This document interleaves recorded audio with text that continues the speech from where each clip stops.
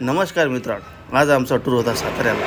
प्रवास झाल्यानंतर थोडं शेविंग वगैरे करावंच लागते. प्रॉपरली माझा लुक एकदम व्यवस्थित झाला आणि आता आम्ही निघालो होतो समोरच्या प्रवासाला. प्रवास करत असताना मधात एक छानसा डोंगर निसर्गरम्य वातावरण आम्हाला लागलं. त्याचा आनंद घेतला आणि निघत असताना एक साबऱ्यावानी बोललं त्याला एक बुक्कीच सरळ गेलं. मग काय, तिथून पुढे आमचा प्रवासाला आम्ही सुरुवात केली. गाडी चालवायला मी एकटाच होतो. मग काय, निसर्गाचा थोडा आनंद घेत मस्ती करत करत आम्ही निघालो. आणि हो, आमच्यासोबत बघा कोण, हे 2 कार्टून बघितलंच असेल तुम्ही.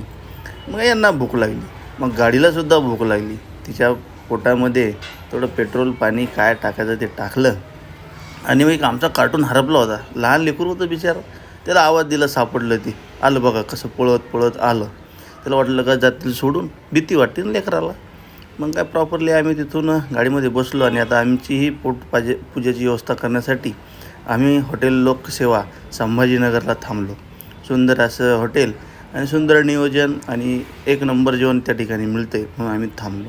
काय तर मग टेबलवर गेलो आहे, रपा त्याला ऑर्डर दिली वेटरनं लगेच जस्टमध्ये आम्हाला जेवण लावलं, जेवण केलं आणि आम्ही निघालो सातारा रोडला. आणि संभाजीनगरमध्ये गेल्यानंतर हा संभाजीनगरची शान छत्रपती संभाजी महाराजांचा पुतळा आपण सर्वांनी पाहिलाच असेल. जय हिंद.